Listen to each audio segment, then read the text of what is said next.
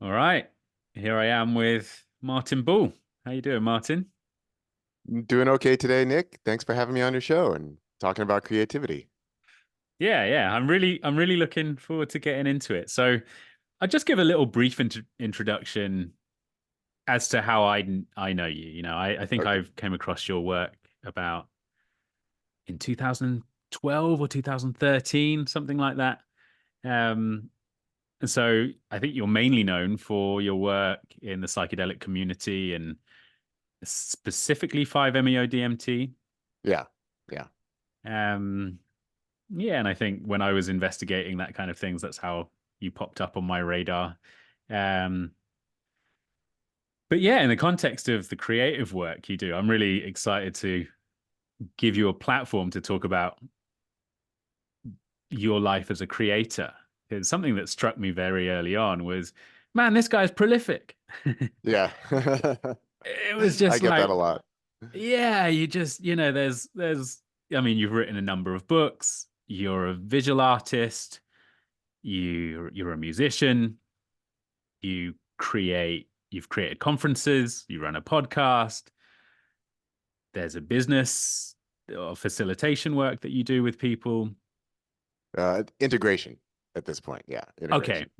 Yeah. right, integration work. Yeah, it's Burning Man in the history, kind of setting, being involved Yeah. in, just Yeah. lots of different things. And I mean, the idea of the True Creators podcast is just to really understand like what's going on in the creative process and what's going on with prolific creators and how is it that some people become so fluent in some way at bringing things into being when a lot of us have great ideas or ideas that really fire us up and it doesn't necessarily translate in that way. It Mm. doesn't come into being. So some of the themes around that is basically the focus of the show. So yeah, thanks for coming on. And I think just to start off, just to give you an opportunity to we're going to speak about a particular project that you've created, which is an assisted AI assisted artwork for one of your psychedelic novels that you wrote Yeah. a number of years Yeah. ago. Yeah, so we'll dive into that. But also, if there is anything that you'd like to kind of introduce to the audience about who you are and why you're excited to speak to me, of yeah. Yeah. Well, first of all, I would say one of the reasons I'm excited to speak with you is that, as you properly identified, that I'm most well known for my work around 5-MeO DMT. Um, and I'm an author of just a large number of books, quite a few different books, and they really span the spectrum. But I'm one of these authors who puts out a lot of different books on a lot of different topics.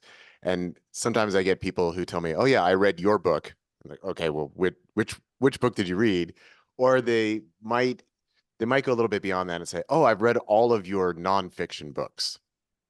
And then there's a large category of other books that I have in there. So, also as a musician, as an artist, as a photographer, that I engage in all of these creative pursuits. But again, I'm most known for my books. I'm most known for my work on non-duality and 5-MeO DMT. So most people don't really think of me as a large when I think of myself, I kind of largely think of myself as an artist, that I'm engaging in different kind of artistic projects.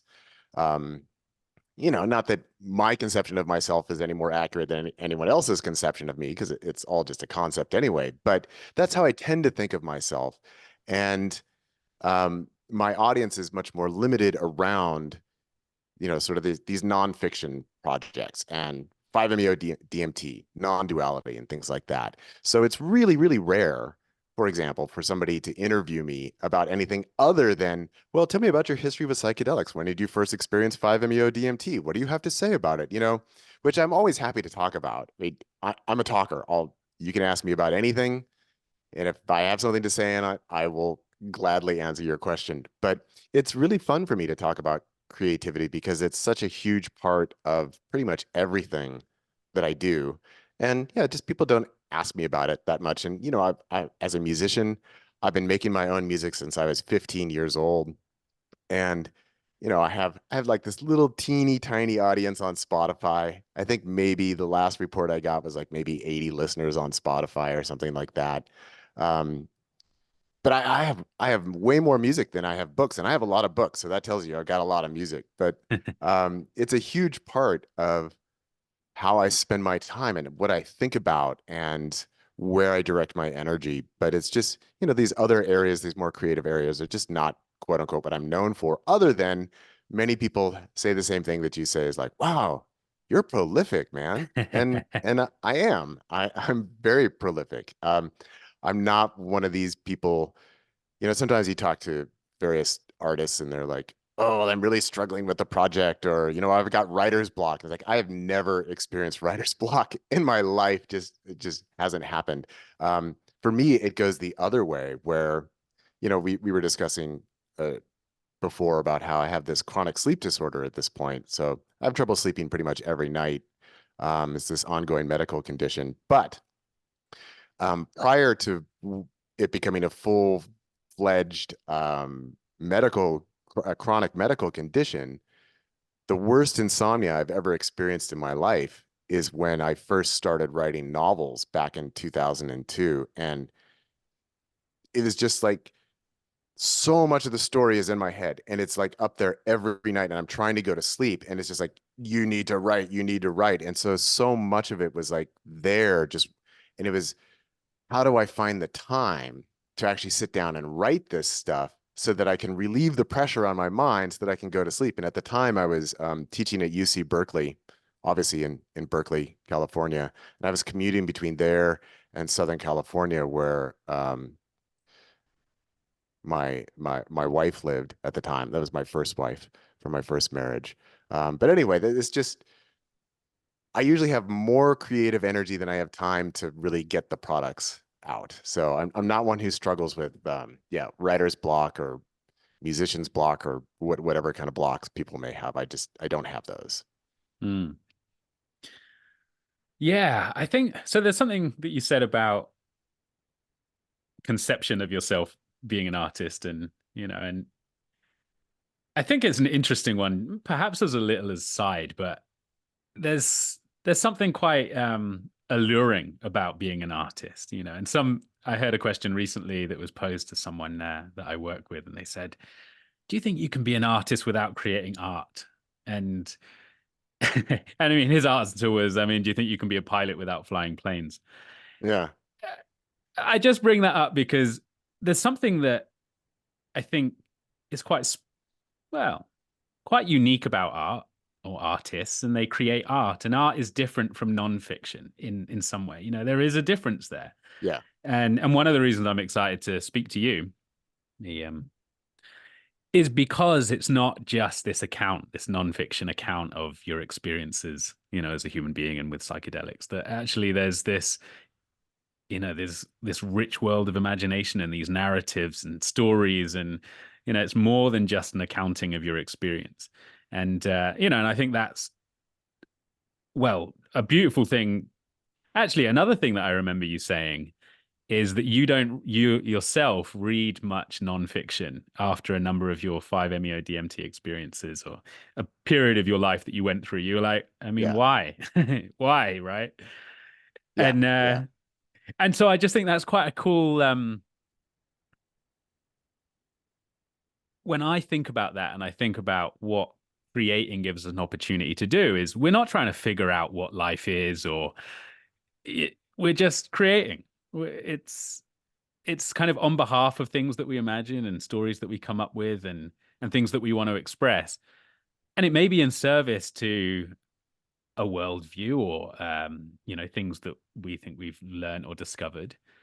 But it's contained, like it's their own little universes for their own purpose. It's not Yeah. necessarily part of this grand division. And yeah, so that those are a couple of things that stood out to me, getting to know your work along the way. And the more that I've become a creator, the less interested I am in what well, sort of what people think about the world. A lot of people are trying to figure out what this is, and they jump from one belief system to another, and then that wanes, and then it's like, what's the next thing? And so one of the amazing things I think that is the opportunity and that we have with art is to create things for their own sake because we feel cool too, and and involve ourselves in that process. Um, yeah. Yeah. I mean, just to kind of jump on what you're sharing there, that there are different kinds of art, obviously. There is art that can be in service of a message or in service of an idea or in service of a worldview. Um, and then there's also just art for quote unquote art's sake, that it's it's fun to make art. It doesn't necessarily need to be about something. Um, just to give an example, that when I'm making visual art, I do lean towards psychedelic style art. And, obviously my own psychedelic experiences are a big inspiration with that, you take psychedelics and you see cool shit, and that's kind of cool. And then it's kind of this challenge, like, well, how can I bring some of these aesthetic qualities into a piece of visual art? And so that informs the art that I create. But often, like right now, on Facebook and Instagram, I'm sharing a series of images that I've been working on the past couple weeks. Um, and actually, just to share this, that I tend to work in blocks, right? I'll be working on a project, and then when that project gets done, I'll do something else for a little while, and then I'll move on to the next thing. So that's kind of how I organize my creative and expressive life. So right now, I'm kind of in an in-between period. So I'm giving myself the opportunity to do a little art. So last spring, my wife and my son and we visited Sedona, Arizona, and I took all kinds of pictures of the landscape. And a couple years ago, I had started a series of art that I called Real Landscapes, Imaginary Skies, where I would take my landscape photo, remove the sky, and then put in fractal imagery in the sky, and then, share those images. And so anyway, I took all these photos of Sedona last spring, or like almost a year ago now. And I've just kind of been sitting on these images. And before I start the next project, I thought, oh yeah, I'd like to take some of these Sedona images and do a Real Landscapes, Imaginary Skies series with Sedona. So anyway, I'm posting these photos on Facebook and Instagram. And so then sometimes people ask me, they're like, oh wow, is that what you saw in Sedona? I was like, well, no, I mean, I was hiking around with my wife and my son, and I was taking pictures of the landscape. This is not meant to be something that I saw or a direct experience of mine in any way. That I just use that creative aesthetic because I like it and I enjoy it, and I like making images like this. And um, so it doesn't need to be right. People ask, did you see this? Was it just your direct experience? Are you making art out of what you saw? I'm like, well, no, I'm not. I'm just using my inspirations. And that's what I like to do, is use my inspirations and kind of mix them up. And then, even so, I know we're going to be talking about the Solendarian game, and that as a novel, that actually is in service of the idea of non-duality. So there, and this is where it gets a little ironic when people tell me like, "Oh, I've read all your nonfiction, but I haven't read any of your fiction." And I tell them, "Well, actually a lot of the fiction is about the same stuff. It's just put into the context of stories and characters, and it's more imaginative, but a lot of the same ideas are in there as well. But it doesn't need to be that. You can just write a story to write a story. So I'm always kind of cross pollinating. And you also mentioned, putting on a conference, and even there, did this exploring psychedelics conference here in Ashland for a number of years. The last one was in 2018. And for me, that also was kind of like an art project, in the sense that um, I would be showing my own art there. I'd be bringing in other local artists. I wanted there to be lots of art within the room that we're having the conference. And it's very self-serving, but I actually used to tell people like, well, one of the main motivations for putting on the conference is that that gives me an excuse to then play music for the crowd afterwards, and that I don't have a lot of opportunities to play music for a lot of people. And so, I would do the music. afterwards. And for a number of years, actually, my wife Jesselyn was doing that with me. And so in creating the flyers, the online promotion for it, using my art within that, that it's all part of the creative process. It's all part of the same thing. So I don't really make a lot of those internal distinctions. Hmm. Um, though also just to comment on what you shared that, yeah, I don't read nonfiction other than um, people who request to be interviewed on my podcast. And if they've written a book, I will read their book. But people ask me like, well, what books about psychedelics are you reading? It's like, well, just the ones that people submit to me to be on my podcast, but I'm not going out of my way because, and then people always ask me also about, well, what books do you read on non-duality or other non-dual teachers? And I'm like, well, none of them. I mean, why would I even that I have my own direct experience and I have my own articulation of my own view and experience. And I've been busy unpacking that for the past 16 years now. And no, I'm not going out of my way to read a bunch of other books about non-duality because why why would I do that, you know? So it's a little funny sometimes when people they want reading recommendations from me. And it's like, well, if you want some recommendations for like some really cool fantasy or sci-fi books, I can help you out. But other than that, I'm not much use. Yeah, I mean, I had no idea. Well, really, like, I mean, I know that I heard that from you, but I like meeting a creator that kind of echoes that. I mean, it sounds like you create. Yeah. A lot of your time goes to creating the things that you want to create, and and you have your own direct experience. And I think for me personally, if I look at my history, there was a period of time where I was creating less because I was trying to figure stuff out. Mm, And and I think there's a very different orientation to a creative orientation, as though life is a problem to solve and you've got to try and find the right way of thinking about things, or you know, and and where I'm at now, I've not had a plethora of non-dual experiences, but I feel like one of the beautiful gifts about where I'm at now is because there's just opportunity to create. And what else would I want to do with my life? You know, it's yeah. So I want to go back to, you mentioned a little bit about growing up and you were always creating in this way. yeah. But kind of what was your early creative life? You said you wrote songs from 15 or so. But yeah, how would you describe your creative expression? And perhaps also the transition, if there even was one, from being creative to starting to create creations, things that really existed and of on their own. It wasn't just expression. It was, oh, now it wasn't just playing music. It was, now there's a song. Yeah. Take me through that journey. Yeah. Well, just go back to the early years. Um, I was mostly kind of a solitary kid a lot. So I spent a lot of time just kind of on my own, very comfortable with that. So just reflecting back on my earliest years, I used to spend just hours and hours and hours creating stuff with Legos. You know, I mean, Lego kits are like so much more sophisticated and so much more diverse today. But like back when I was a kid, I usually made the thing that the box came like, this is the picture of what you're supposed to make. So I make that once. And then I just kept all my Legos in a giant box. And then I eventually had like several big boxes. And I called them Legos, but they're supposedly not supposed to do that. They're Lego. They're Lego bricks. Anyway, so I had all my Lego bricks.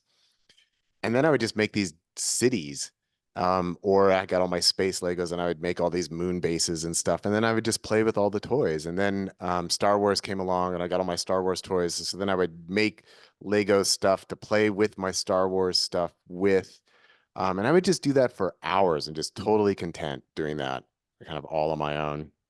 Um, then even as a kid, I was into drawing and mostly even as a kid, what I'd like to do is I would get a photograph of a bird or an animal, and then I would draw by from looking at the photograph. Um, and was, just really inspired by the natural world. And so, drew a lot. Then I got into Japanese animation and Japanese cartoons, and then I made a whole a whole collection of ships and characters. So I imagined I had my own cartoon and I made all my own characters and dressed them in all different clothes, and I just drew all this stuff. And, um, so it was always kind of translating from this is what I'm interested in, this is what I like, and here's how I want to create around that. Then fast forwarding, obviously, a few years into being a kid, or a teenager from being a kid. And even as a little kid, my dad had got me like this little Casio keyboard, this little cheap thing, like, the little teeny tiny keys, and you're playing that thing. And I took piano lessons with my sister for a few months when, I don't know, I was like 7 or something. I don't even know what age I was. Um, but then that piano teacher moved out of town and we got a new teacher, and neither my sister or I liked the new teacher, so we stopped lessons. So I took piano lessons for a couple months when I was a kid. Then, yeah, when I was 15, I had a little bit bigger Casio keyboard at that point. And um, it was during the summer. We were in Santa Cruz. My dad taught chemistry at UC Santa Cruz during the summer, and then during the school year, he taught in Chico State, which is in Northern California, just across the border from where I am here in Southern Oregon right now. But we were in Santa Cruz for the summer, and that summer, some of the songs on the radio were the Cure's "Why Can't I Be You" is a big hit that summer, and I was always a big fan of the Cure. And I think Aha's song "Take on Me" was on the radio that summer. So I was listening to these songs, and I kind of had this epiphany listening to music where I was just like, you know what? I could do that. I could do that. And I don't know if I really had thought about it much before, but I was always listening to how do the different parts of the song fit together? How do the different instruments fit together? So really paying attention to like what's the bass line, then how does the melody work with that, and how do the drums fit in? And so really kind of had an analytical approach to listening to music. And then when I got back to Chico for the next school year, my dad ended up buying me like a cheap acoustic guitar, and then some older kids at school were like, "Yeah, I'll show you how to play." So they started teaching me some chords, and almost immediately at that point, um, I would this was so low tech. So I would have these two different tape recorders, and I would record one bit, like I'd record some chords on one tape recorder, and then I'd play that tape recorder and then play along with it. And then on the other tape recorder, I'd be recording that. So it's like really, really lo-fi, but that's where I started. And then somebody told me about this thing called a 4-track recorder. So I ended up buying this Tascam 4-track recorder that would let you record a track, then you bounce it over, and then you combine tracks, and you really lose a lot of quality that way. But I started working with that, and then eventually, some years later, quite a while later, a person that I played acoustic guitar duets with in college informed me that there's now these digital recording programs that are available. And so I started working with digital music at that point and have been ever since. So that was, 30, 25, 30 years ago, something like that. But kind of an answer to your question, that as soon as it kind of hit me that I think I could make music, it wasn't just about playing music or playing with other people, though that, I did a lot of that, but it was almost immediately was focused on, I want to start making my own music and recording my own music and enjoying that. So it's just very, very driven. And it's, I like to tell people it's not like I'm some kind of wonder kid with any of the instruments that I play. Um, I wouldn't even say that I can play the piano, because somebody who can play the piano can sit down and like, oh, I'm going to do all that and, read the music. And I can't do that. I'm not a shredder on the guitar, but I'm very creatively driven, and I'm very interested in exploring as much as I can musically. And, I've also always been driven by, you know, listening to quote unquote alternative music. I've always adopted that idea of like, I want to do things differently. So these days I use like three tunings on my guitar, but at one point I was using five different tunings. Um, when I was 18, I invented my own tuning. I just started moving the strings in different ways and like, oh, I like this. I can make chords with this. And I've never come across anybody else who uses that same tuning on their guitar. So I've always just been kind of pushing myself to keep exploring, keep adding in new instruments. So I have a lot of diversity, and I think that that's where a lot of my strength is as a creator. That I'm very, very diverse, even though I'm not technically the best at any particular instrument, or not a What do prodigy you or think anything like that. is driving, what is motivating that diversity? Um, a lot of it has to do with my background. Um, Growing up, my dad uh, brought back a bunch of music from Santiago, Chile, where he did a postdoc before I was born. And so I grew up listening to all of this South American folk music. And then later as a kid, I got into the Dr. Demento radio show, which played all this really, really weird music, like really off the wall stuff. And then I got into quote unquote alternative music. And then around the same time, I started getting into reggae music. And then that got me interested in like world fusion music. So I've always just had very, very broad tastes and a lot of different influences and have wanted to incorporate all of those influences and always looking for new influences as well. And, it's kind of like, if you're a chef, you could say, well, I'm only going to cook with these ingredients over here. But then somebody takes you to the pantry and is like, look at all this other stuff. And I'm one of those people like, okay, I want to try all of those things.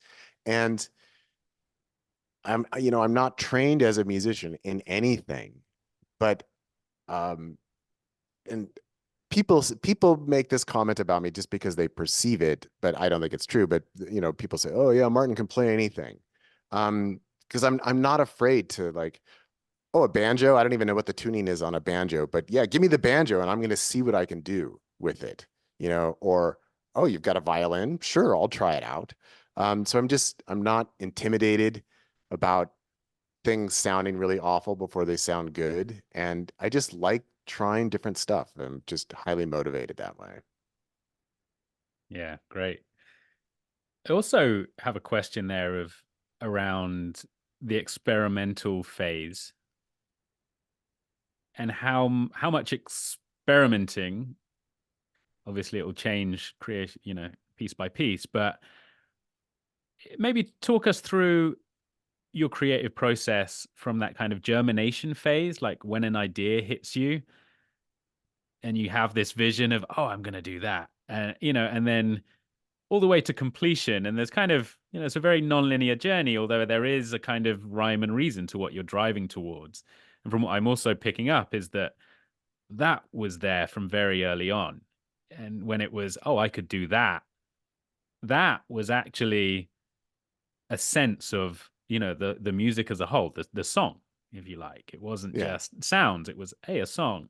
And I also love how point out that there's this analytical part where you're really your relationship with the elements that are involved in music. There's, well, that's the bass and this is the hook. And and I think that one of the confusing things, I think, as people who want to be more creative, is that actually we're not so aware that actually there's different elements involved. And part of your job is to just figure out, okay, what are the elements, and do them and then put them to, and then you put them together and then you have a song. Whether it's a good song is, or a bad song, that's irrelevant. But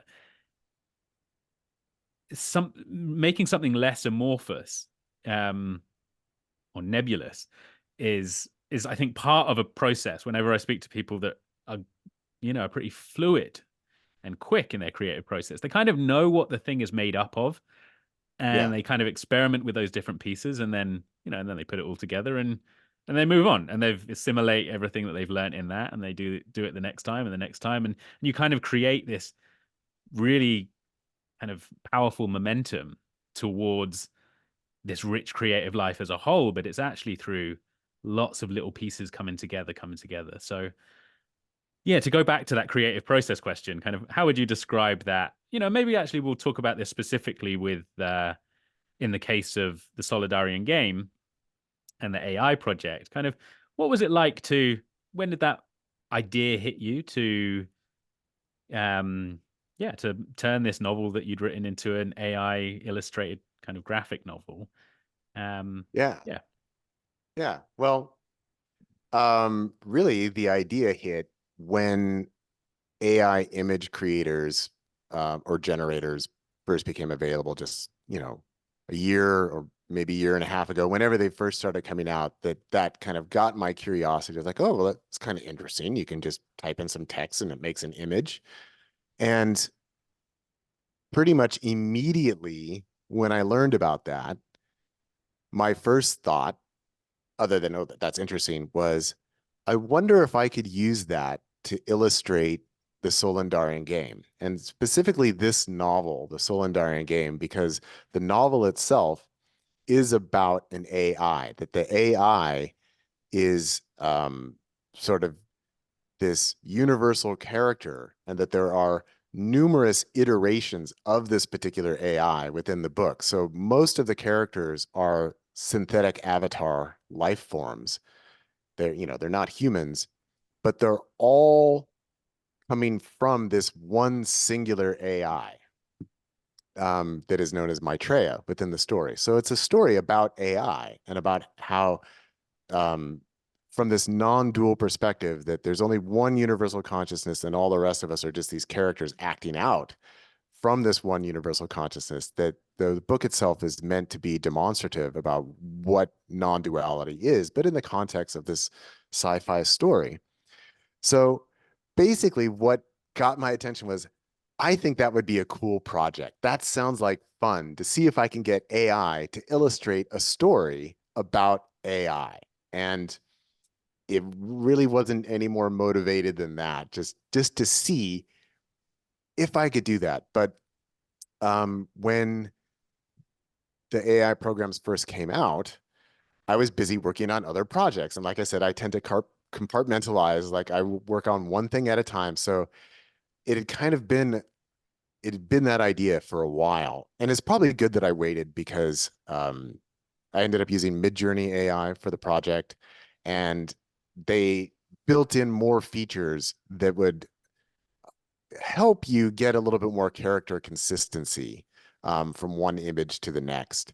And so if I had kind of jumped on the project right away, I probably would have just been way too frustrated. Just like that, I can't even get close to what I'm trying to do. Um, so it was good that I waited, because by the time I was using it, it had these editing features and these face swap features that you could do to kind of get more character consistency. And, a big part of what motivates me is, does that sound like fun to me or not? And like working on this part is like, yeah, that sounds like a lot of fun. Actually, I don't think I'm gonna mind spending hours and hours and hours and hours and hours interfacing with this AI image generator, because I'm kind of curious to see what it's gonna do. And so it really was a fun project. And maybe just I'm a dilettante, but that really does kind of govern a lot of things. Like, does that sound like fun? It's like, yeah, okay, that sounds like fun. Like working on a new album, that sounds like fun. Making an audiobook sounds like fun. Um, so that's kind of what got me going on the project. And I'll tell you, I almost dropped it when I first started working on it. Um, Definitely came up against some frustrations, because the way that AI creates images, of course, is that it uses references of other images online that might be related to what you are asking it to create. So one of my avatar characters, his name is Theo, and within the context of the book, he is described as um, just a silvery metallic male being. Um, but of course, the main reference for something like that would be like the Terminator. So I'm trying to get an image like Theo, he's not the Terminator, but man, it's giving me all these images of like these really hardcore like androids, like red gleaming eyes and skull-like faces. Like, no, it's like just make him look like a person, but just silver. And then another one of my avatar characters, his name is Haidar, and he is described in the book as having kind of a greenish purple metallic skin, that kind of refracts, that looks, it's kind of like a feathers on a duck, right? Like a mallard, that if depending on how the light is hitting the head of the mallard, it either looks green or it might look purple, depending on the angle that the light is refracting. So that's kind of what I imagine for this character Haidar. And man, the AI kept trying to make him look like the Green Goblin. Like I was like trying to get the character to smile, and then it's like this, this weird, like this giant oversized grin and kind of this clown-like face and pointy ears. Is like, no, no, that's not what I'm going for. So it took me a while to figure out like how do I put in commands, and had to, of course, make compromises. And I think you already mentioned that what I had to ultimately settle on was, do I feel this is close enough or good enough? Can I work with this and recognize that it's not going to be how I actually described it in the book? Um, just the more you want something to be really specific with I think the less likely you're going to be able to get it, because it wants to be creative and, you know, anyway. But yeah, working with that it was a lot of fun. And it took a while. It actually took me longer to get the 643 images, however many images there are for the book. It took me longer to do that than it did to write the novel in the first place. Wow. Yeah. Was that a surprise? I was a little surprised that, Yeah. you know, I learned really quickly that it's going to take quite a bit to get the AI to make images that I'm going to want to use. Um, but I had imagined beforehand, I just like, oh, you just tell it what to make and it makes it. Like, oh my God, this is going to be so easy. Like, I'm just going to tear through this thing. Yeah. Um, but I ended up writing. I know you read. I wrote a new introduction to the illustrated version of the novel and kind of talked about the things that I encountered. And I was finding that it was often taking up to an hour of continually generating it and going through variations of images before I found like, okay, here's one image that I want to use. And so it generates an image within 30 seconds. So if it's taking me an hour to get one image that I want to use, I mean, that's just like so many iterations and going through so many different variations. So yeah, it definitely took longer than I was expecting. But I also, again, I found it was a lot of fun because it was just interesting to see what is the AI going to come up with when I tell it to make something like this. And it is fun to have a little bit of a challenge. That's for me, that's also an interesting part of the creative process, that it's fun to be challenged and like, oh, can I do it? Like not knowing and kind of having that element of, it's almost like a little bit of danger. Like, oh, can I actually do the project? Like, and I'm halfway through the book, like, oh, am I going to be able to do it? Can I do it? Um, this just makes it more Right. fun. Yeah.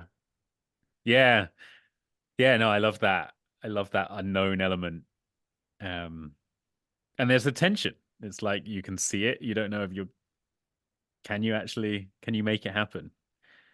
Um, a question that comes up is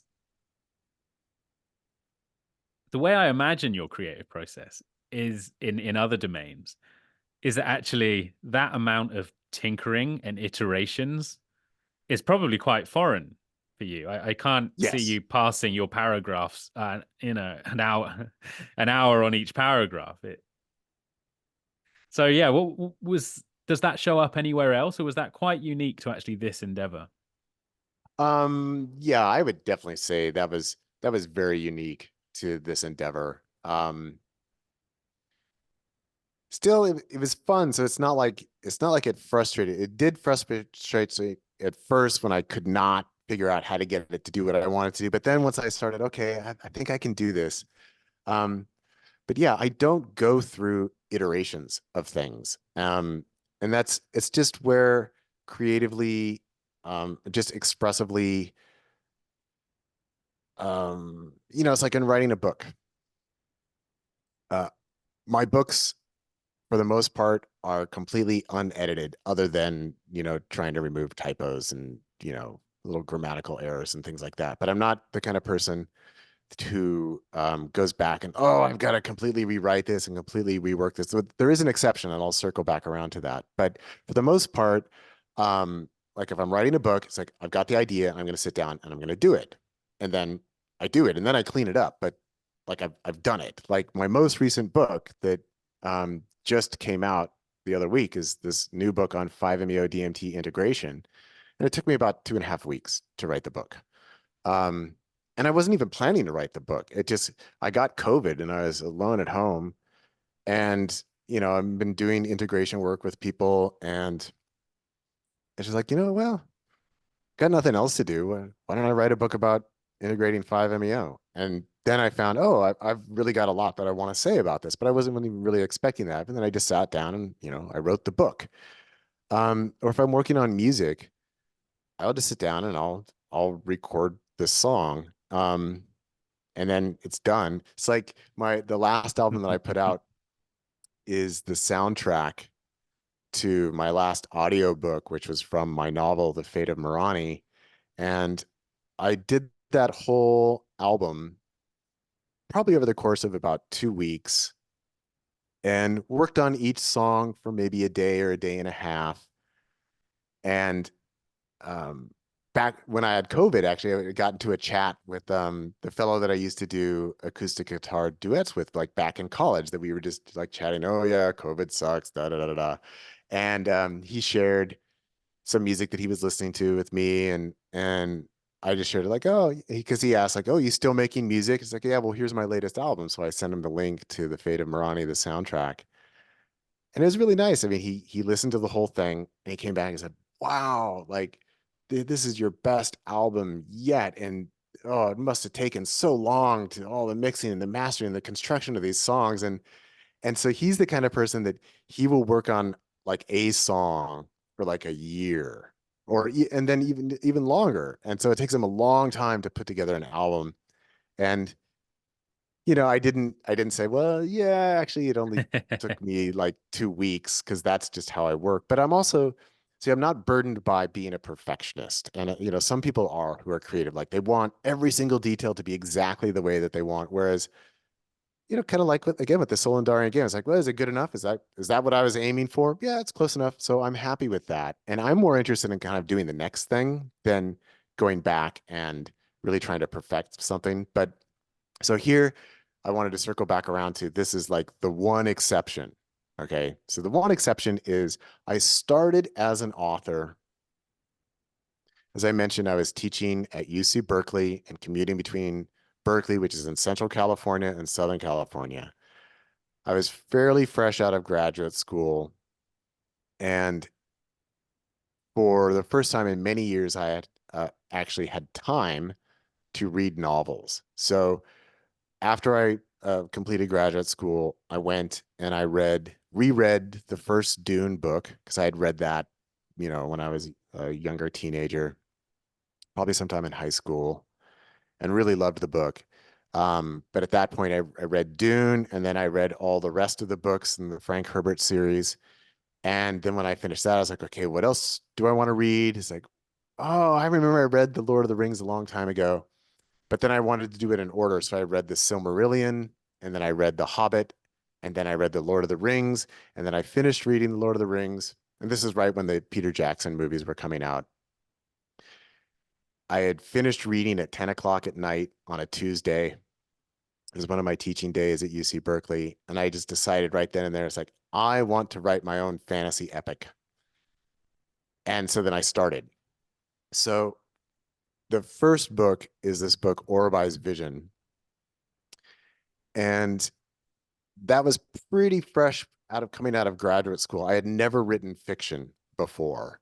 And so I wrote this, and I wanted it just to be like really mythical, and um ended up inventing all these words and these languages, and I was just like obsessing over the language, and how each word could be translated, because that's part of what I liked about the Lord of the Rings, that like, yeah, he invented Elvish, and orc and all of this stuff and came up with all these words and like they actually have meaning. Hmm. They're not just gobbledygook. Um, so anyway, I wrote Oribai's Vision, and then I had ideas for where I wanted the rest of the story to go and didn't know how I was going to do it. I didn't know how all the pieces were going to fit together. And then some months later, I literally woke up one day and it was a Sunday morning. I don't remember when, but I know it was a Sunday morning where I woke up and it's like all of these different fragments of the story. Suddenly they were all woven together and I understood like what the through line was. It's like, okay, I can write the rest of this story now. And even then I was a little bit terrified because like, oh my God, there is so much that I need to write. Like I thought maybe it'd be in one more book or something, but like there's at least three more books here. And each book is longer than the one that came before it. But anyway, I ended up writing the next book. And then I went back and I made a lot of changes to Oribai's Vision at that point because I felt like, okay, I have a better understanding of how to write a novel now. And I know I have a much clearer picture of where the story is going at this point. And then I took a couple months off and then I wrote the third book in the series, The Alchemist and the Eagle. And then I took a couple months off and then I wrote the fourth book in the series, The Fifth Temple. And then I went back again and reworked Oribai's Vision. And some of the major ways that I revamped that is that I had just a lot of philosophical stuff going on. And I decided, okay, I'm going to take a lot of this out. And I ended up introducing a lot more dialogue between the characters. So rather than like these pages and pages and pages and pages of this really kind of academic description, um, put in more action, more dialogue, make it more character centric.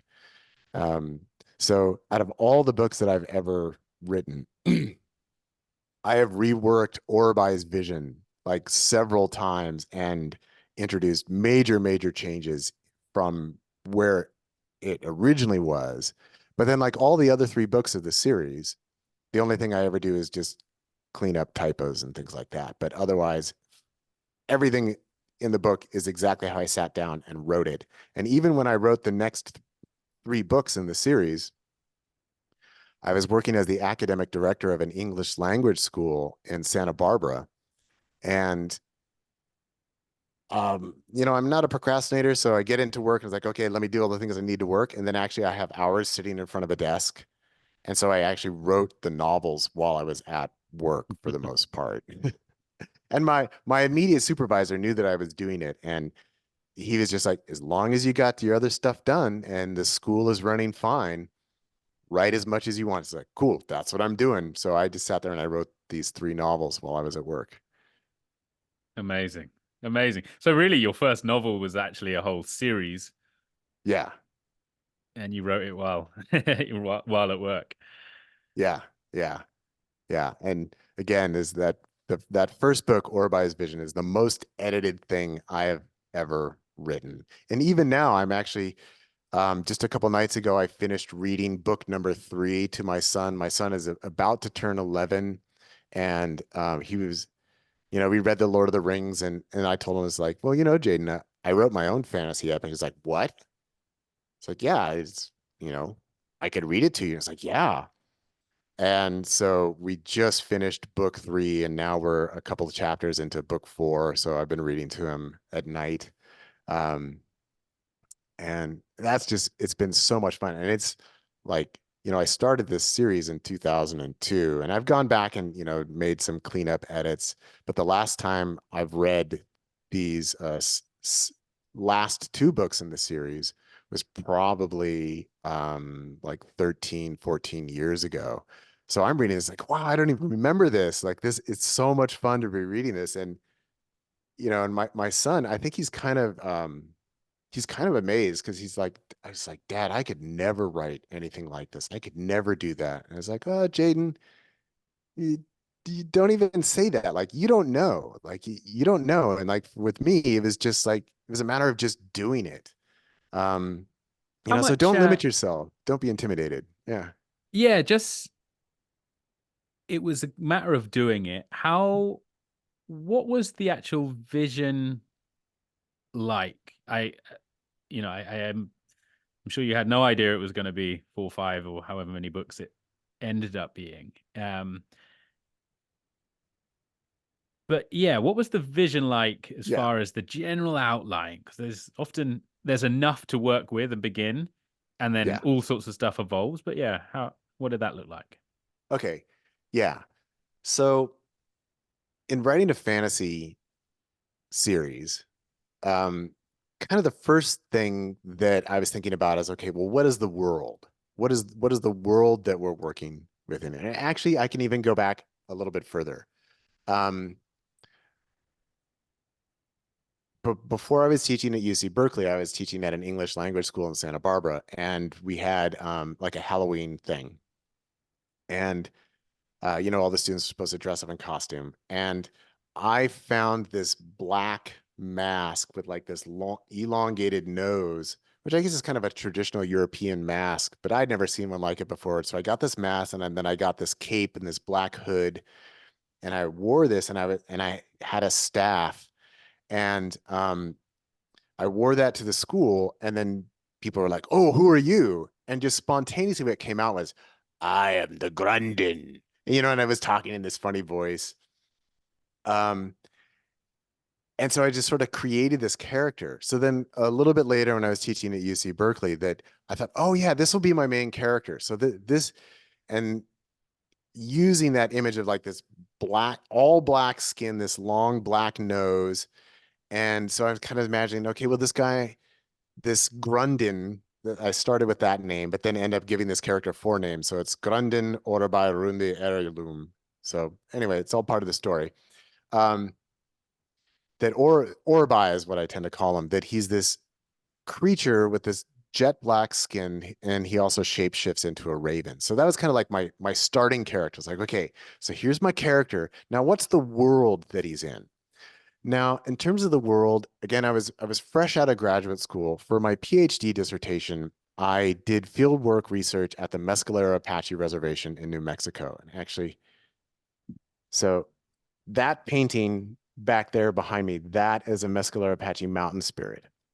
Um, so I was studying this where they talk about their sacred geography of there's these 4 sacred mountains in the 4 directions, and each direction has a different color that's associated with it, and there's different beings, and it kind of encapsulates their whole philosophy of how energy creates life and movement and change and then return and death. And so their whole ecological and metaphysical worldview is sort of encapsulated by this idea of these 4 sacred mountains and these mountain spirits. So using that, I created this world of Arduin. And in the world of Arduin, there are these 4 sacred mountains. So this comes directly out of my fieldwork research. And then, so that was kind of establishing, okay, what is the world? And then, okay, if it's a fantasy story, what quote unquote is the magic? That's how does that magic work within this world? So I spent a lot of time thinking about that, and then wrote this whole philosophical thing about how all the magic works. So it's kind of mapping all this out. And then what I did was I had to think about, okay, so what's the problem? So here's my main character. This is the world. This is how it works. These are the mechanics of it. But now what's the problem? That if you're going to be writing some big fantasy epic, there's got to be something that people are struggling about. There's got to be something that's coming, right? There's got to be a problem, something that needs resolution. So I figured out what the problem was. And then what I did is I wrote the first chapter to the book. And then I wrote what became the last chapter of the book. So then I had, Mm. okay, here's where this story begins. Here's where it ends. But I also know that this is not the end of the story. This is just the end of book 1. And so then it was a matter of going in and filling in how does my character get from A to Z? And again, using lots of inspiration from my time as a graduate student. I'd studied all these different cultures, all these different philosophies, all these different religious traditions. And even some of the people that um, I did field work with some of the medicine people that I studied with out at the Mescalero Apache Reservation. They were inspirations for characters within the story. I mean, not literally, but just kind of, oh yeah, this is kind of like Walito, and this is sort of Meredith, and bringing in those different elements, and then also bringing in my own experiences with psilocybin mushrooms. There are chapters in the books that are literally their experiences I've had, or they were dreams that I've had, um, and then just kind of following this, and then after I wrote the next three books, after I completed this series and really understood where it all went, um, that then I could go back and even fine tune with, adding in more specific foreshadowing about what's coming. But yeah, just to go back again to reiterate that first it started with, okay, here's the character who's ultimately he's just the main character for book one, and then there's dozens and dozens of other characters, but book one is about Orabai. So starting with the character, and that came from a Halloween costume, and then the world, figuring that out, and then using Mescalero Apache religion and sacred geography to kind of create that, then figuring out how does the magic work, then figuring out what is the problem, and then how do the different characters need to move through in order to arrive at the problem, and then what ultimately is the resolution of the problem. Um, and then also to say again, after writing the first book, I had all these ideas for what I wanted to have happen in the rest of the book, but I didn't understand how it all fit together. And so I was terrified. It's like, oh my God, I've written this first novel and there's no way I'm going to be able to write these other three. But then I just let all those ideas sit, and I jotted them down on paper, and I kind of said, okay, well, this person does this, but I didn't see like, if somebody asked me like, well, why are these characters doing this? Like, I don't know. I don't understand the why yet. But then it literally was, I woke up one morning and it was just absolutely clear. This is how it's going to work. And at that point, if I had enough time, I could have just sat down and started writing and wouldn't have stopped until I finished all four books because it was just Hmm. absolutely clear, which also, just to make it clear, doesn't mean that I knew everything that was going to happen or what every character was going to do, and that there was still a lot that was discovered along the way. But I knew where the turning points were in the story, and I knew how the different threads would intersect and where they would diverge and where it was all going. And that gave me enough structure to now I can creatively play within this, knowing that I have to hit these certain points. And that's where I'm getting to. That it Yes. was a lot of fun, but it also caused a lot of insomnia. I mean, it just sucked from that point of view. Oh gosh, there's so much there. I really appreciate the depth of that breakdown. I think that can be really helpful for people that want to create because again, you have these elements, right? It's you're not just writing.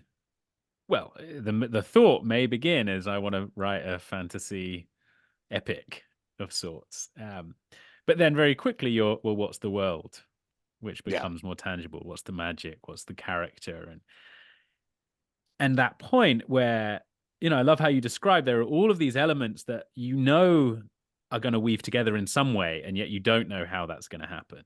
And there's often this period of being in the ignorance of having no clue really, but yeah, knowing that they're there and having enough of a vision that can resolve.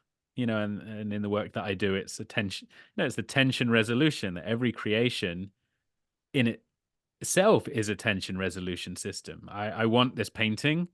It doesn't exist. The only way that tension can be resolved is if I decide I no longer want it or I paint it. yeah, And then, that little mini adventure that we go on has been resolved. And I think, yeah, you just described it so wonderfully. And I really appreciate how structural it was. And I think that, as someone who has felt very creative, but not put that creativity towards as many specific creations as I could have that I've learned to do more recently, is that actually really changes the game because when you know what you're actually trying to bring into being, suddenly there's this momentum and force that can resolve. It's not just expression, it's there's some, I'm sure when you were going to sleep, or in your case, unfortunately, not sleeping, Yeah. there was your whole system and being is kind of like seeking to resolve this plot line, or how do all of these elements come together? And yeah, Yeah. so yeah, really, really cool breakdown. Yeah. And, if I could just even add a few more elements that, like I mentioned, a big part of it also was the languages. Not that they determine the story in any way, but, it was like that academic side of me was, I've got to be serious about the languages. And so I spent a lot of time working on those and really wanting to make sure that there's lots of different cultures in the book. So um, really make sure that the names all sound different depending on the culture. And then all these cultures have different names for the same places in this world of Arduin. So of course, I also made a map, right? So here's the map that's in the book. Yeah, And then yeah, I've got all the different great. place names on there. And having a map for a fantasy world, that really helps as well, so that I'm mapping out where my characters are moving. And I forget who it was, but I had read a quote from some other fantasy writer saying, somebody asked them, well, what's on the other side of that mountain range? And the writer said, well, I don't know. I haven't gotten there yet in the story. So I was kind of the same way. Um, but then mapping it out.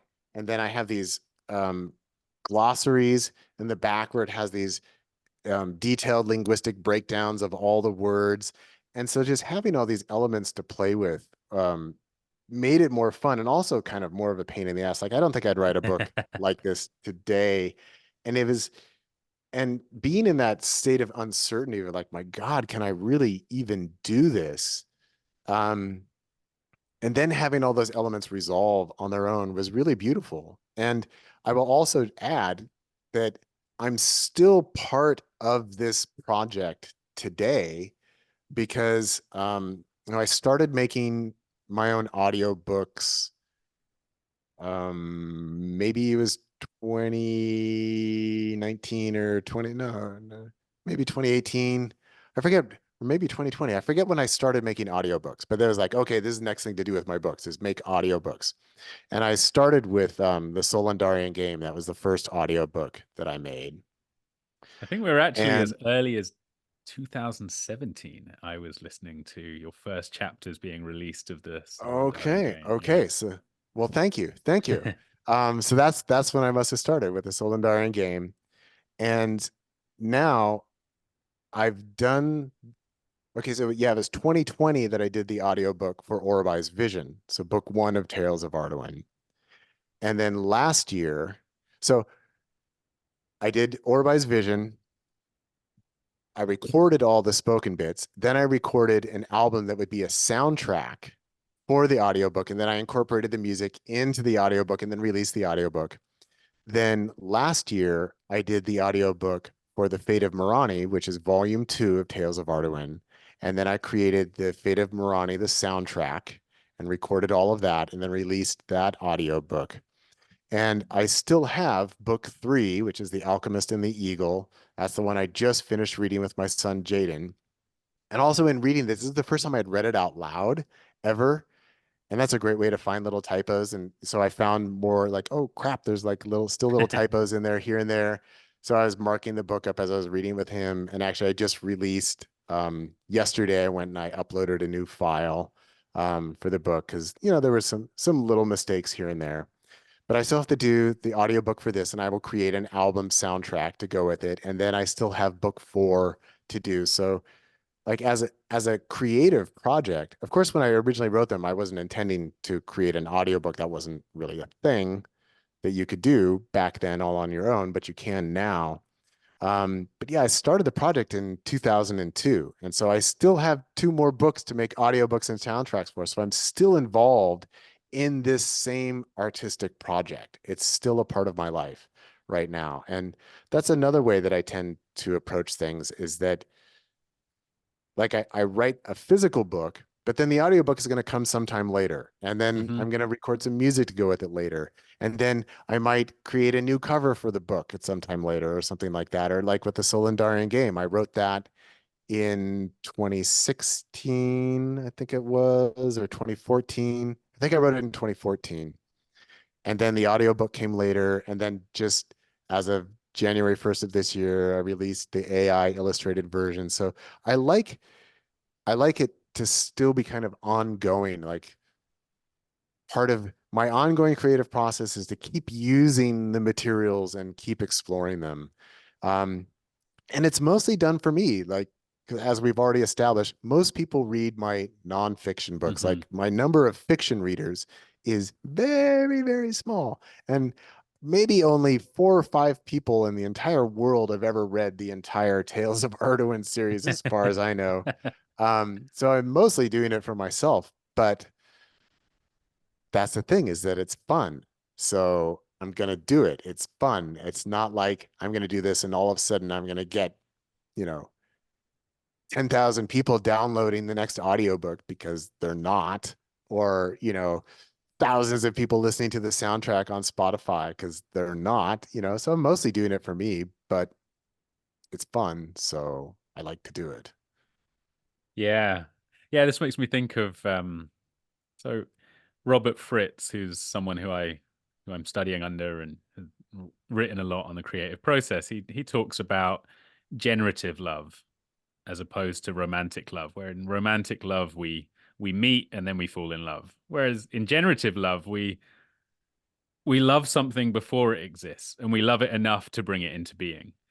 And regardless, it's not about what the return of investment is going to be. It's not about, you're saying it's fun. That's something that you love creating, but you Yeah. have these ideas and you want to make them exist for those for whoever, um and I think in a culture that, or at least in a mindset that can be very kind of economic, the way I found that a lot of the ways people think about energy is, you know what's the return on investment going to be, or Yeah. have I got the energy for that? And what I'm hearing you also say is that going back to 2002, that actually the amount of energy that is being released and is available to you in this creative process, just this particular one, it just keeps building on itself, and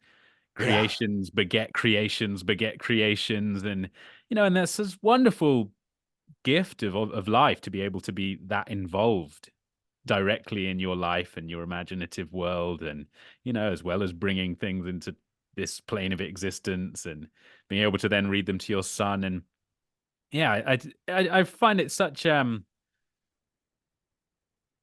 so many ways, I think creatives or artists can see it, can seem so mysterious. And I think one of the wonderful things about demystifying some of the creative process is that it's really an opportunity to become very involved in your own life, Yeah. in your own experience, in a way that isn't so available in other domains.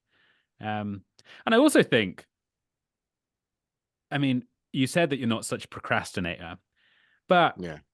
given the amount that you've worked your creative muscles, it's something that you've assimilated and internalized, I'm sure.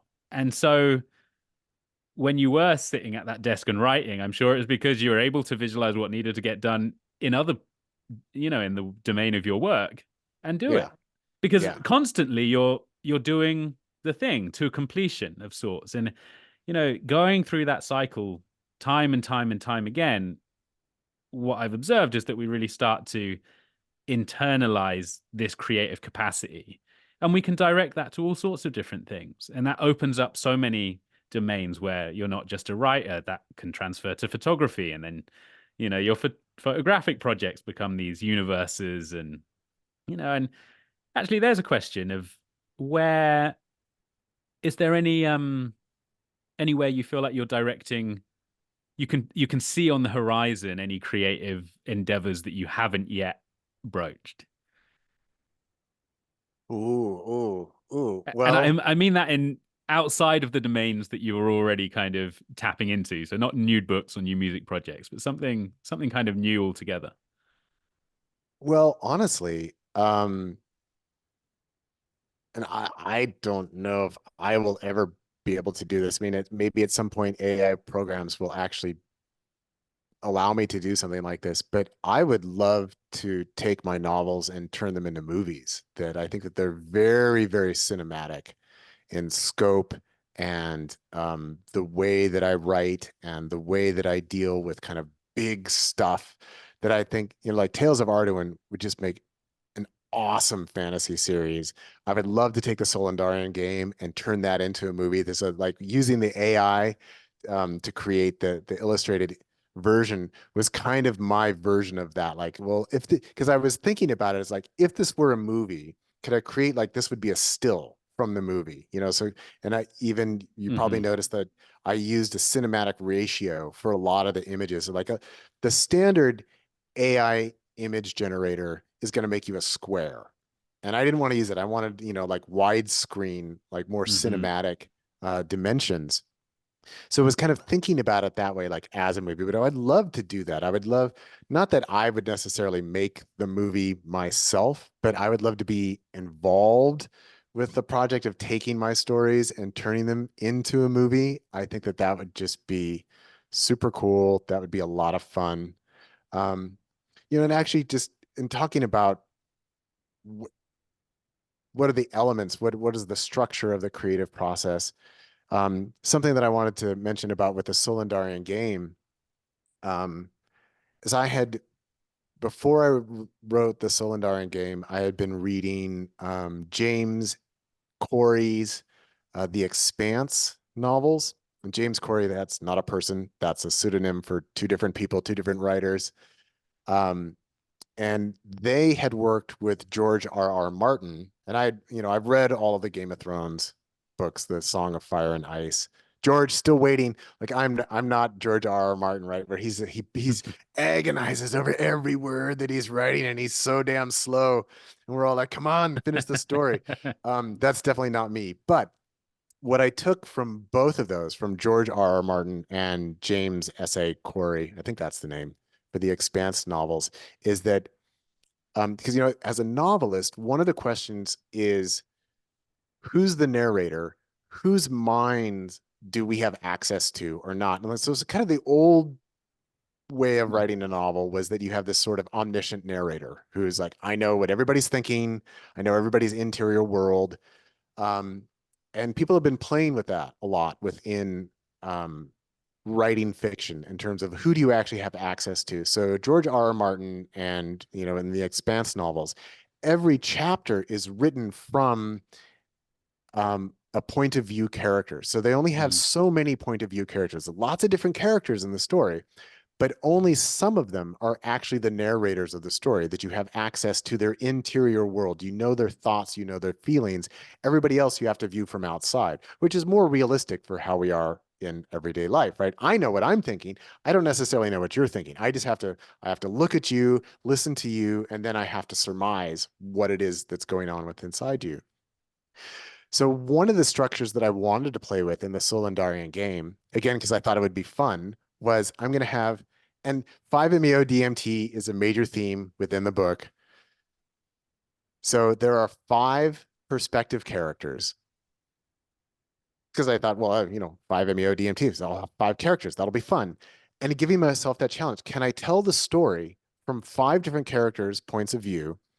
And that not only that, this is where I'm different than George R. R. Martin or the Expanse books, where they kind of freely go from one character to the next in terms of what chapter is coming next. I wanted to have chapter 1 is Theo, chapter 2 is Ash, chapter 3 is Haidar, chapter 4 is Norbu, chapter 5 is Shunsu, and then I'm going to write the story by following this same sequence of 5 characters all the way from the beginning to the end. And so there are 7 Right. sequences of that. So it gets, to 35 chapters. Um, and that was a limitation and a goal that I set out for myself. And so that's also something that I would say is important for the artistic project and the creative process, is that sometimes people say like, I don't want any limits. I just want to be able to do whatever I want. But actually giving yourself a limitation and a structure it squeezes your creativity into a format that then could be exciting for you. Because like a comparison that I would give is with music. We could take every note in the world and every beat in the world and we could play them all at once and we could have like this all sound Mm. that's just like, but most of us would not say that's music. That the only way we get music is we have to introduce structure and limitations. Like first you got to choose, is it 3/4 beats or 4/4 beats? Or is it 5/8 beats? Or, whatever, we can get into more exotic stuff, but you have to have a time signature. You have to have a structure.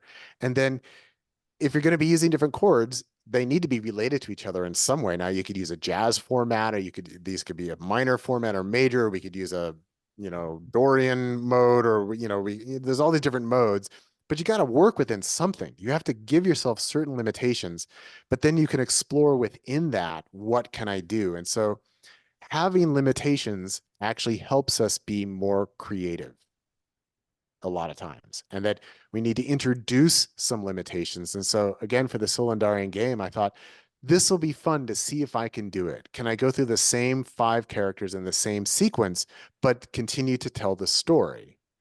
And just work with that as a limitation or as a structure and see how it goes. And this is the first time I ever tried exploring something like that. And that also is part of the process is that we take inspiration from other people. Now, the Solandarian game has nothing in common with The Expanse or Game of Thrones, but it's inspired by those works because I liked that idea of, I'm going to have these point of view characters.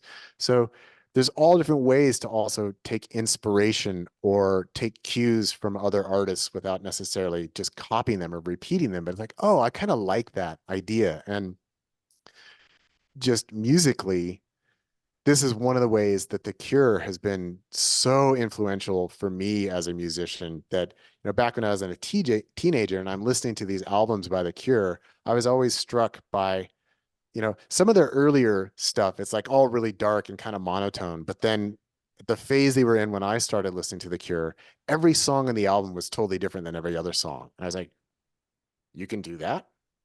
Mm-hmm. You can just Mm-hmm. make an album and every song is totally different?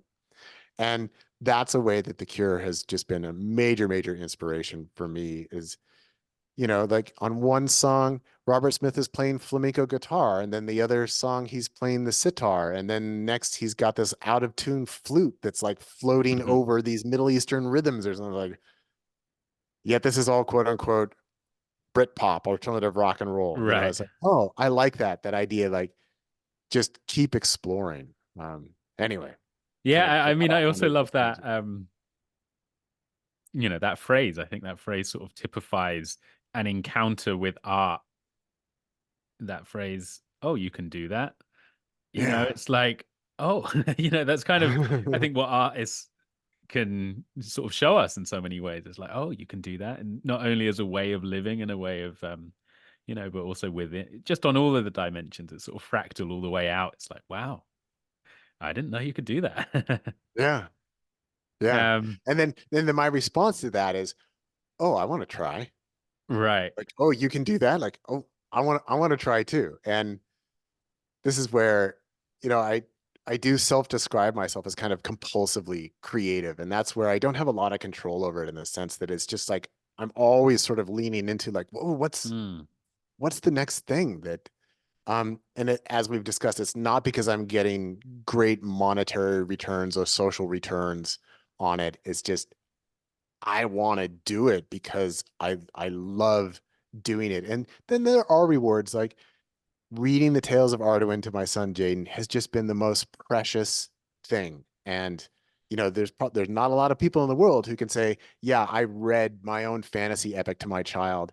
And that even recently in my son's class that his teacher said, "Oh, want you to write a fan letter to someone that you really admire." And my son's first idea was, "Well, I want to write a fan letter to my dad because I really like Tales of Art and like these are the best stories I've ever heard." Like these are his words. But his teacher said, "No, no, you can't just write a letter to your dad." But I just thought that was so cool That's that he so wanted cool. to do that. It's like, oh man, that really touched me. And so if that's like the only return I ever get from Tales of Arduin, other than my own satisfaction, It's like, oh, that's so worth it. So worth it to be able to read this to my 10, almost 11-year-old son and to have him like totally love it is just amazing.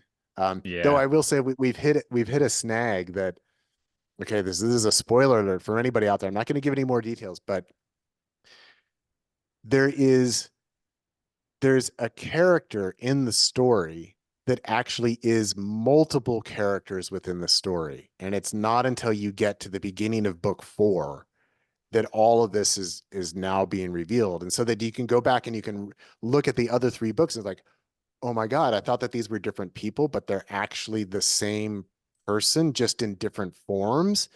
And my son is really having a hard time like wrapping his mind around it. It's like, well, what, wait, what do you mean? But they're different. It's like, yeah, they're different, but it's this, trying to use this language like, Jaden, they're the same being manifested through different characters that have different physical forms, but it's all the same being. It's like, oh, I just, what, Dad? Like he's going to be struggling with that one for a while. But other than when that, he loves the story. when did that when did that for you as the writer, was that clear to you from the start, or was there a moment where that idea struck and you realized, oh, I can actually, these 5 characters can be one being, and that Yeah, so that was part of the the ultimate aha that happened on that Sunday morning when I woke up. right, That okay, not beautiful. see, yeah, so not even I, as the writer of the story, I wasn't even thinking of that until it was like, this is all the same character. It's like this is all the same being, and it's actually manipulating things behind the scenes in ways that I didn't even understand. And so that actually this one being is like orchestrating. So here's another spoiler alert. I mean, there's no mystery.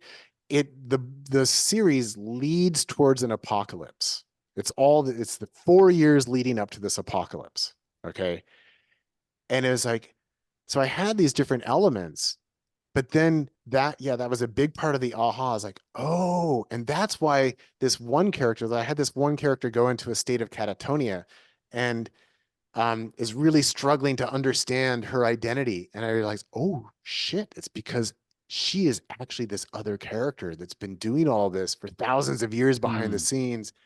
So that was kind of a revelation to me as the author, that I didn't set out to write it that way. But then once it became clear, and then again I saw how all these different threads is like, then it was writing the next 3 books, it was just obvious. It's like this is the way it's got to go. And then I also knew enough like, here's how I could drop little hints along the way. But then the big reveal is actually coming at the very end of book 3 and the beginning of book 4, where it's this absolute oh shit kind of moment. Like, oh my God, like now I get it. Now I see what's happening. And so that was exciting. That was really, really exciting as yeah. the author. Yeah. Yeah, I mean, I love that there's such a, that you're just as much part of this adventure.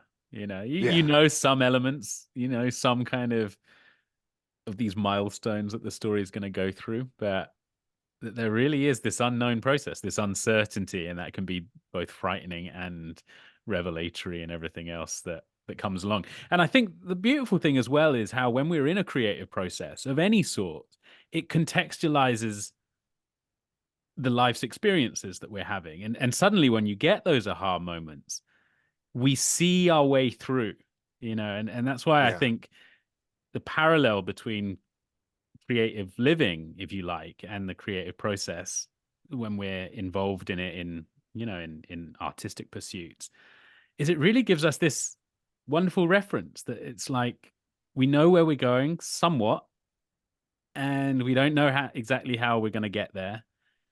And it's not about this holding tight and controlling. There's something about letting go enough for the story to reveal itself. And when it does, then suddenly these pieces can come together and we can really see our way through.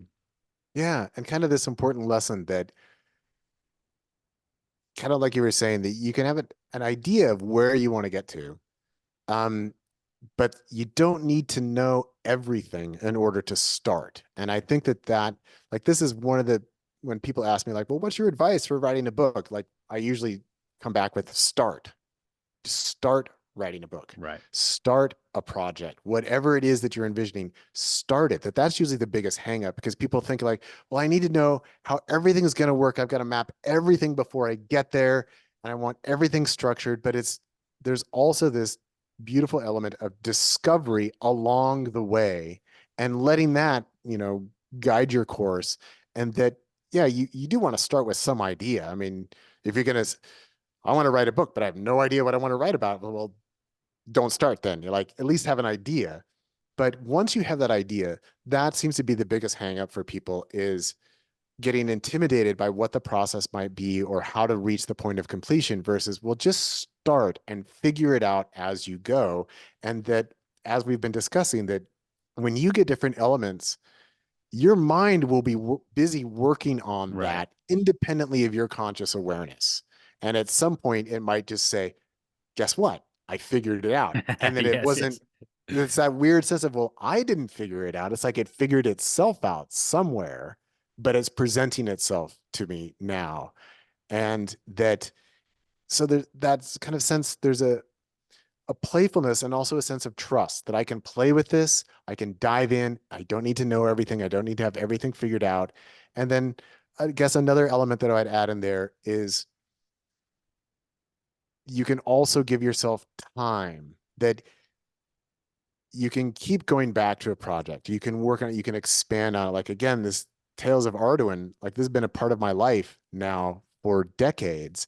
And like the Soul Andarian game, that, first it was a written novel, then it was an audiobook. Now it's an illustrated novel. That, especially today, there's so many ways that people can be creative. So many tools are available through the computer to make music, make art, write books, audio books, make your own videos, that you can use it as a launch pad for multiple forms of exploration, multiple forms of creativity, and that it doesn't all need to be produced all at once. I mean, yeah, if I had like a huge audience of Tales of Ardo and they're like, come on, where's the next audiobook, that there would be pressure, but there isn't. So it's like, well, I'm going to get to it when I get to it. I mean, like doing the audiobook for book number 3, that's on my list of things I hope to get to a little bit later this year. But, we'll see if something else might come along. But there's that opportunity to take your time with your products and creativity, and you can keep exploring them, that it doesn't just have to be, okay, now it's done, move on. You can go back and do it another way or something. So there's just, it's enriching, I find, for my own life. It's very enriching. And I work a lot. I do a lot of interviews for my podcast. I do work with a lot of consultation calls, and I do my time writing and stuff like that. But whenever I have free time, it's like, oh, what can I do creative? So that's what I like to do. Yeah, wonderful. Well, thank you so much, Martin. I feel like this has been incredibly rich, um, with so many elements of the creative process revealed. And just to sort of touch on a few in summary, it feels like you're someone who works quickly, but you've also been doing this a long time, and I think that's important to people that Yeah. want to write that first book. And there's something about that internalized creative capacity that, whether it's the Lego bricks or that, it sounds like you really built up your creative capacity in lots of different domains, and that does carry over. But starting with somewhat of a vision, enough of a vision to start going through the uncertainty, it being good enough, good enough is good enough. And I think that's yeah, I mean, in a culture where everything can look really flashy and like everything's perfect, reminding ourselves that good enough is actually good enough, and that's Yeah. all we need to hit, and that we're the objective sort of final, we have the final say on what good enough is. And yeah, I mean, there's just, yeah, the whole interview really, it's been great. There's certainly things that I was curious to ask, about the link between your psychedelic experiences and your creativity, to find out, even if there is one. I'll just say, kind of perhaps to prelude to another conversation we may have, if you're up for it, would be how actually they're very different channels. And I think that something that happens often is that people want psychedelics or want something, a philosophy, a worldview to kind of solve everything else. So it's like, oh, if I get this right or I take the right psychedelic, Yeah, yeah. suddenly I'm going to be a prolific, all of my ideas can start to pour out. And that creativity is actually, it's a skill set and it's very apart from any philosophy or any type of way of thinking or experiencing the world. And you can create regardless of what you think. Um, so yeah, that perhaps that's another conversation we could have in the future. But yeah, thank you so Yeah. much. And if there's any final words you'd like to say for the audience, please go for it. Yeah, well, Nick, I just want to say thank you for having me on to talk about all this because obviously I'm really passionate about it. It's just a pleasure to kind of get into these elements with you. I mean, and there's so much more I could say about all of these different artistic avenues and projects that it's a great pleasure for me to be able to speak about this because again, most people don't usually ask me about this kind of stuff. That is just such a huge part of my life on a day-to-day, moment-to-moment basis that it's just really rich. And I've really enjoyed sharing these different aspects of my creative process with you and with your audience. It's just a lot of fun because that's to me, that's also a big part of being a creative person is getting a chance to share it and talk about it. So just thank you so much for providing this opportunity. And yeah, if we want to have a future conversation, get into more topics, I'd love to do so because there's obviously still more to share in so many different ways. So yeah, just thank you for the opportunity. I really, really appreciate it. Brilliant. Thank you so much. Yeah, it's been a load of fun. So All yeah, right. until next time. All right. Thanks, Nick.